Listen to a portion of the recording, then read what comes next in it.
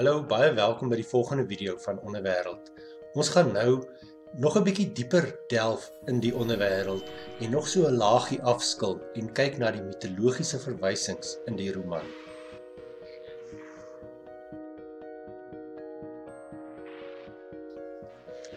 Terwyl Zeus, die heerser van Olympus, slapend gevou lê in Hypnos se vlerke, strand sy seun Herakles se skip weer vandag op Kos.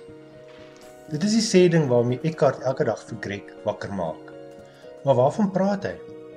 Kom ons gaan kyk na die Griekse mitologie vir 'n antwoord. Herakles was 'n bekende held uit die Griekse mitologie. Hy was egter 'n buiteegtelike kind. Sy pa, die oppergod Zeus, het heelwat skelmverhoudings gehad, onder andere met Alkmene, 'n aardse vrou. Na 'n nag van passie is 'n tweeling gebore. Een van die kinders is Herakles genoem. Dit het Zeus se vrou, Hera, baie kwaad gemaak. Sy het beloof dat sy Herakles sou vernietig. Sy sou wraak neem op haar man se ongetrouheid. Een van die goed wat sy gedoen het, was om 2 groot slange in Herakles se babakamer los te laat. Sy het gedink die slange sou hom doodmaak, maar toe sy later gaan ondersoek instel, sit Herakles met die slange en speel. In die loop van Herakles se lewe moes hy Hera se wraak gereeld ontgeld, soos die dag waarvan Eckhart in Onderwêreld praat. Getrou aan haar wraaksig, vra Hera vir Hypnos om vir Zeus aan die slaap te maak. Hypnos het dit teesinnig gedoen. Terwyl Zeus slaap, het Hera 'n verskriklike storm oor die see laat losbars, want sy het geweet dat Herakles op pad huis toe was. Die stormsterk see en verwoestende winde het Herakles se skip behoorlik getuister. Uiteindelik het die skip op die Griekse eiland Kos gestrand. In Onderwêreld het Greg geen benul waarvan Eckhart praat as hy hom met hierdie sêding wakker maak nie. Eintlik vergelyk Eckhart Greg se magtige pa, die mediamagnaat, met Zeus en Greg met Herakles. Hy sê in werklikheid dat Greg se pa soos 'n slapen is. Hy is onbewus van die wraakaanvalle teen sy gesin.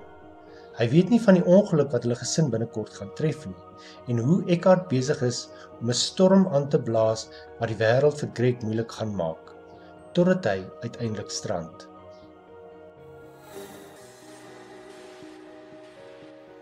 Hades was die Griekse god van die dooies en die heerser van die onderwêreld. As jy gedink het jy het 'n rowwe lewe as kind gehad, hoor net wat het met Hades gebeur. Na sy geboorte is Hades en sy broers deur hul pa Kronos verslind. Zeus het veroorsaak dat Kronos hulle uiteindelik opbring. Saam het die 3 broers Hades, Zeus en Poseidon hulle pa daarna verslaan. Die broers trek toe loetjies om te besluit hoe die kosmos verdeel moet word. Hades het die heerskappy oor die donker onderwêreld gekry. In die mitologie word hy dikwels uitgebeeld saam met sy 3-koppige helhond Kerberos. Terloops, in my eerste jeugverhaal Breinbliksem is een van die karakters Kerberos se naam afgelei van die hondsin. In die mitologie word die onderwêreld ook vereenselwig met rykdom, omdat die skatte van die wêreld, goud en silwer en edelgesteentes onder die grond lê. In Onderwêreld voel Greg en John ook geweldige druk van hul pa, amper asof hy hulle lewens oorneem, hulle verslind. Die boek se titel en die subtema van die Onderwêreld roep verwysings op na die donkerte, die dood, beheptheid met geld en mag en subversiewe kuberkrakers. Dis amper asof ons in 'n hedendaagse onderwêreld van Hades beland.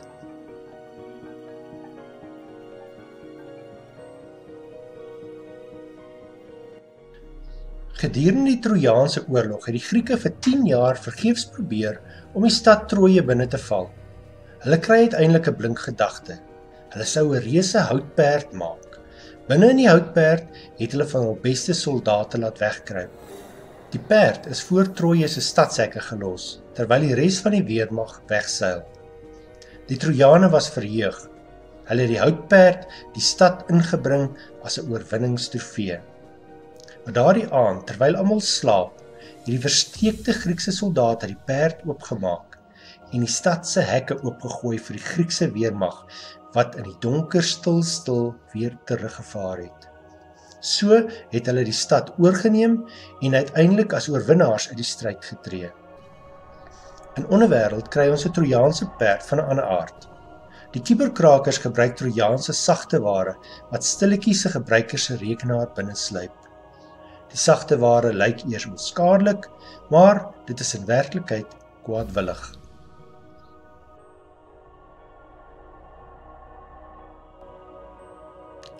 As 'n mens wegbeweeg van die Griekse mitologie, kry jy ook verwysings in onderwêreld na 'n klassieke Duitse legende, Faust.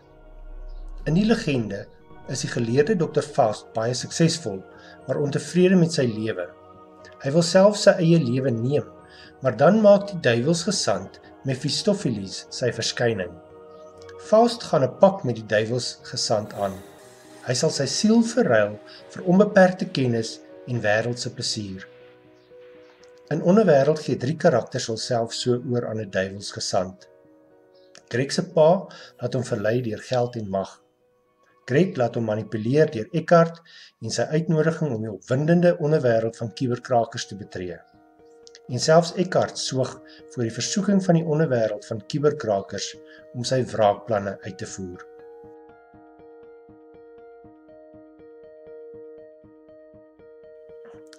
Sjoe, was dit 'n mondvol?